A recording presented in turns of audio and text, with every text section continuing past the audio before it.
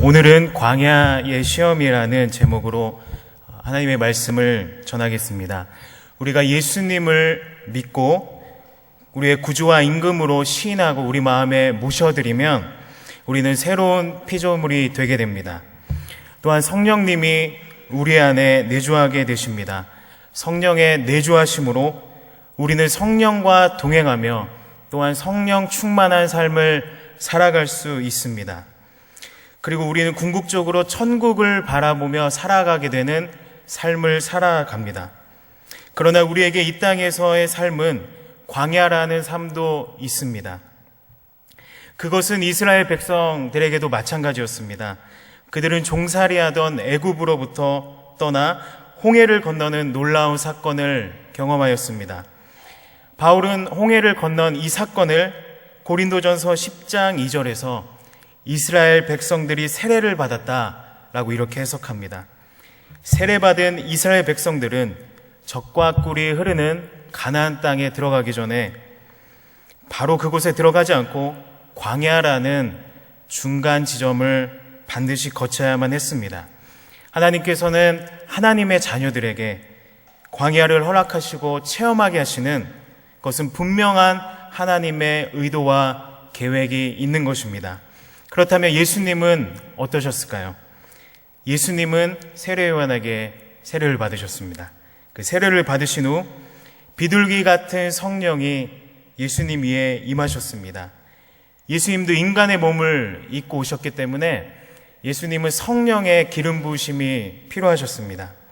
성령이 예수님께 오셨고 이제 메시아로서의 사역 준비가 모두 마쳐지게 되었습니다. 그러나 하나님께서는 예수님을 사역의 현장으로 바로 보내지 않으시고 광야로 이끄셨습니다. 예수님은 성령님께 이끌려 광야에서 마귀에게 시험을 받으셨습니다. 우리 다 함께 마태복음 4장 1절을 읽겠습니다. 시작. 그때 예수께서 성령에 이끌려 마귀에게 시험을 받으러 광야로 가사. 예수님의 광야 시험은 성령님의 인도하심에 의한 시험이었습니다. 즉 성령님이 원하시는 시험이었습니다. 그렇다고 해서 성령님이 일방적으로 끌고 가신 것은 절대 아닙니다. 예수님 안에 계신 성령님의 그 내적인 감동과 충동으로 인하여 예수님께서는 자발적으로 광야에 들어가신 것입니다. 그렇다면 왜 예수님께서는 광야에 시험을 받으러 가셨을까요? 첫째는 예수님께서는 두 번째 아담으로서 이 시험을 반드시 이기셔야 했습니다. 창세기에서 아담은 마귀의 시험에 실패하였지만 예수님께서는 시험을 이기심으로 말미암아 이 땅의 죄의 저주로부터 매여있는 모든 상황을 역전시키기 위해서 이 시험을 이기셔야 했습니다. 결국 이 시험은 십자가의 사건을 통한 완전한 승리의 첫 시작점인 것입니다. 둘째로 예수님의 메시아적인 역할을 강화하기 위해 시험을 받으셨습니다. 시험을 받으러 해당되는 헬라어인 페이라쪼는 검증을 뜻할 수도 있습니다. 예수님께서는 이 땅에 그냥 오신 것이 아닙니다. 메시아, 우리를 구원하기 위해서 이 땅에 오셨습니다. 이 시험을 통하여 예수님께서 이 땅에 오신 이유와 목적을 다시 한번 분명히 하고 다시 한번 검증받기 위하여 예수님께서 시험을 받으신 것입니다. 감사한 것은 우리가 아는 대로 예수님께서는 3번의 모든 시험을 이기시고 승리하셨습니다. 할렐루야. 물론 우리가 예수님처럼 모든 시험을 이길 수 있는 능력을 갖고 있는 자들은 결코 아닙니다. 또한 우리의 힘으로 이 싸움을 싸울 수도 없습니다. 그렇다면 이 3가지 시험을 이기신 예수님을 통해서 우리가 배울 수 있는 것들이 있을 것입니다. 첫째로 말씀을 모든 것 앞에 두는 자가 승리할 수 있습니다. 우리 다 함께 마태복음 4장 2절에서 3절을 읽겠습니다. 시작. 40일을 밤낮으로 금식하신 후에 줄이신지라. 시험하는 자가 예수께 나와서 이르되 내가 만일 하나님의 아들이거든 명하여 이 돌들로 떡덩이가 되게 하라. 예수님께서는 40일을 밤낮으로 금식하셨습니다. 기온차가 심한 광야에서 잠을 자고 먹지 못한다는 것은 매우 고통스러운 일입니다. 그러니까 진이 빠진 상태로 시험을 계속해서 받으신 것입니다. 사단은 교묘하게 이러한 상황을 이용해서 예수님을 시험합니다. 만일 하나님의 아들이거든 명하여 돌들로 떡덩이가 되게 하라고 시험합니다. 만일 하나님의 아들이거든, 이 표현은 마귀가 예수님이 하나님의 아들인 것을 의심한 것은 아닙니다. 이것은 너는 하나님의 아들인 것이 분명한데 춥고 배고픈 어려운 상황들을 해결할 수 있는 충분한 능력이 있는데 너 지금 왜 이러고 있느냐? 너에게 걸맞는 모습을 가져야 하는 것이 아니냐? 하나님의 아들로서 이러한 고통을 당하고 있는 것이 말이 안 된다는 이야기입니다. 한번 능력을 사용해 보라는 것입니다. 먹을 수 있는 문제를 빨리 해결해서 자신이 얼마나 능력 있는 존재인지 보이라고 시험한 겁니다. 물론 예수님께서는 이러한 능력이 있으신 분이십니다. 돌을 떡덩이로 만드는 것뿐만 아니라 없는 것을 있게 하실 수 있는 능력의 예수님이십니다. 그러나 예수님께서는 능력을 사용하지 않고 첫 번째 시험을 말씀으로 이기셨습니다. 다 함께 마태복음 4장 4절을 읽겠습니다. 시작. 예수께서 대답하여 이르시되 기록되었을 때 사람이 떡으로만 살 것이 아니요 하나님의 입으로부터 나오는 모든 말씀으로 살 것이라 하였느니라 하시니. 떡으로만 살 것이 아니라 하나님의 입으로부터 나오는 모든 말씀으로 살아야 한다. 예수님께서는 먹고 사는 문제를 하찮게 여기신 것은 결코 아닙니다. 그것도 필요한데 말씀으로 사는 것, 모든 것보다 말씀을 그 앞에 두는 것, 이것이 중요하다고 예수님께서 말씀하신 것입니다. 예수님도 하나님의 말씀에 순종해서 이 땅에 오셨습니다. 예수님께서는 단순히 사람들의 현실의 필요를, 먹고 입을 것을 위해서 이 땅에 오신 것이 결코 아닙니다. 이것보다 더 중요한 영적인 문제가 있습니다. 그것은 예수님이 우리에게 생명의 떡이 되기 위하여 이 땅에 오셨습니다. 우리 다 함께 요한복음 6장 35절을 읽겠습니다. 시작. 예수께서 이르시되 나는 생명의 떡이니 내게 오는 자는 결코 줄이지 아니할 터이요 나를 믿는 자는 영원히 목마르지 아니하리. 예수님은 결코 줄이지 아니할 생명의 떡을 이 땅에 주기 위하여, 이 땅에 자신의 생명을 주기 위하여 이 땅 가운데 오셨습니다. 예수님은 하나님의 말씀에 조금도 순종하지 않은 적이 없습니다. 말씀에 철저하게 순종하는 삶을 보여주신 우리의 모범이 되신 예수님이십니다. 요한복음 4장 34절에서 예수께서 이르시되 나의 양식은 나를 보내신 이의 뜻을 행하며 그의 일을 온전히 이루는 이것이니라. 나를 보내신 이의 뜻을 행하며 그의 일을 온전히 이루는 것, 바로 십자가를 지기 위해 죽기까지 순종하신 우리 예수님처럼 말씀을 모든 것 앞에 두는 삶, 말씀에 순종하는 삶을 살길 저와 여러분이 되길 소망합니다. 두 번째는 예수님은 분명한 사명을 갖고 계셨습니다. 여러분, 사명이 명확한 자는 결코 흔들릴 수가 없습니다. 마귀는 즉시 두 번째 시험을 진행합니다. 예수님을 거룩한 성으로 데려다가 성전 꼭대기에 세우고 뛰어내리라고 시험하였습니다. 우리 다 함께 마태복음 4장 5절에서 7절을 읽겠습니다. 시작. 이에 마귀가 예수를 거룩한 성으로 데려다가 성전 꼭대기에 세우고 이르되 내가 만일 하나님의 아들이어든 뛰어내리라. 기록되었을 때 그가 너를 위하여 그의 사자들을 명하시리니 그들이 손으로 너를 받들어 발이 돌에 부딪히지 않게 하리로다 하였느니라.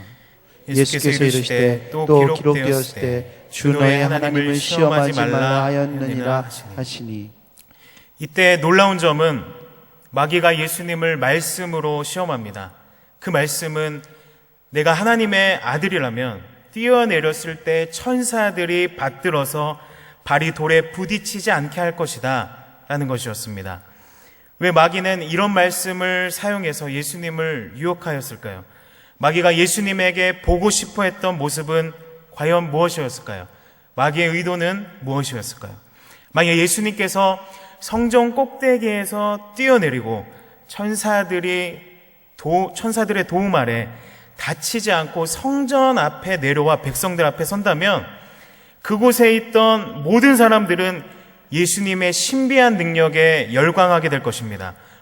모두가 막 박수를 치고 막 열광하고 예수님을 높일 것입니다. 그리고 그를 메시아로 여기게 될 것입니다. 그렇다면 예수님은 제자를 삼을 필요도 없고 귀신을 쫓아내며 병든 자를 치유하는 힘든 사역도 할 필요가 없었을 것입니다.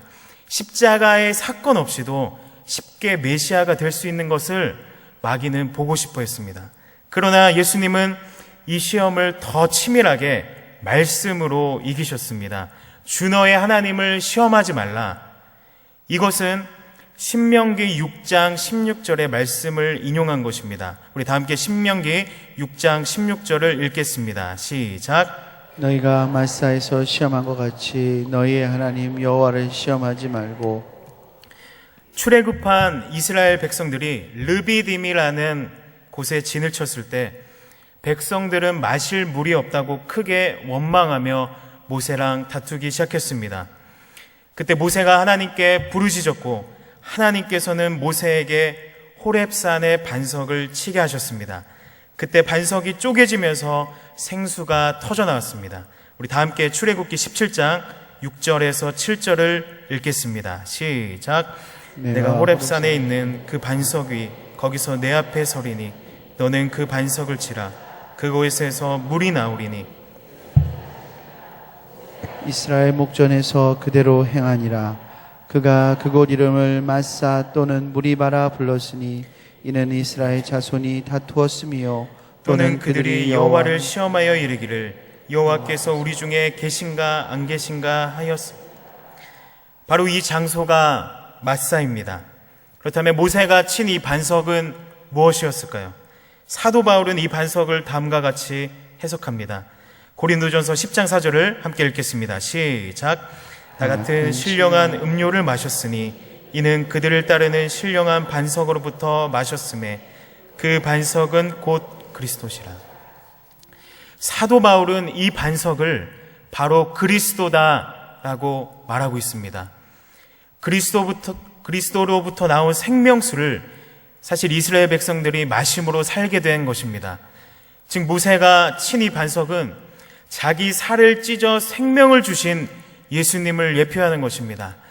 마귀는 예수님의 발이 돌에 부딪히지 않도록 해서 백성들의 박수를 받아서 쉽게 메시아가 될 수 있다고 시험했지만 예수님은 자신이 마사의 반석과 같이 쪼개져야 된다 이렇게 선포하시며 말씀으로 시험을 이기셨습니다. 이것은 넓고 편한 메시아의 길이 아닌 반석이 쪼개진 것과 같이 자신도 십자가에서 찢김으로 우리에게 구원의 생명수를 주시는 즉 십자가의 길을 가겠다는 놀라운 결단이며 선포였습니다. 저와 여러분도 예수님과 같이 분명한 사명을 가지고 넓은 길이 아니라 좁은 길, 그 십자가의 길로 가시길 축복합니다. 셋째로 예수님은 하나님의 영광을 바라보았습니다. 두 번째 시험을 이기신 예수님께서는 마지막으로 시험을 받게 됩니다. 우리 다 함께 마태복음 4장 8절에서 9절을 읽겠습니다. 시작. 마귀가 또 그를 데리고 지극히 높은 산으로 가서 천하만국과 그 영광을 모여 이르되 만일 내게 엎드려 경배하면 이 모든 것을 내게 주리라.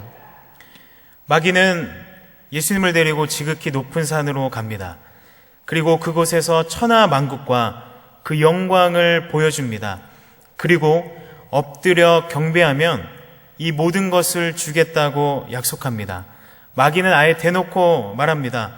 굳이 어려운 십자가의 길 가지 말고 나에게 엎드리기만 하면 너는 모든 것의 왕이 될 수 있다라고 시험합니다. 온 세상 나라들이 자기 권세 아래 넘어왔으니 절하기만 한다면 그 나라들을 다스리는 왕의 지위를 주겠다는 것이었습니다. 그러나 예수님께서는 역시 마찬가지로 단호하게 말씀으로 거절하십니다.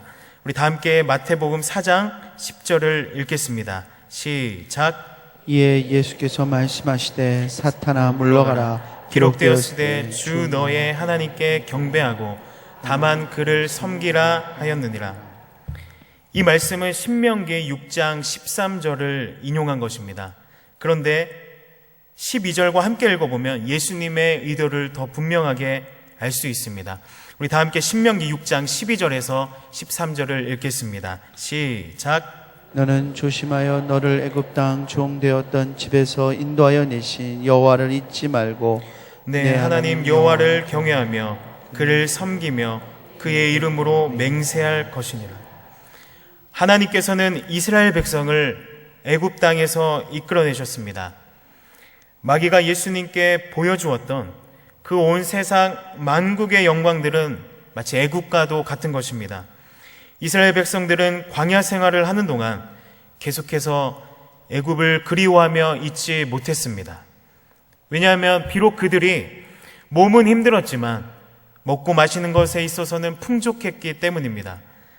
그러나 애굽은 영적으로 다시 종이 되는 곳입니다. 예수님께서는 마귀가 주고자 하는 그 모든 영광들이 결국 애굽 종살이라는 것을 지적하신 것입니다. 하나님을 경외하며 섬기는 것은 애굽의 영광으로부터 완전히 돌이키는 것입니다. 마귀는 계속해서 우리에게 세상의 영광을 바라보라고 이야기합니다. 사랑하는 여러분, 어떤 영광을 바라보며 살 것인가는 여러분이 선택해야 할 몫입니다.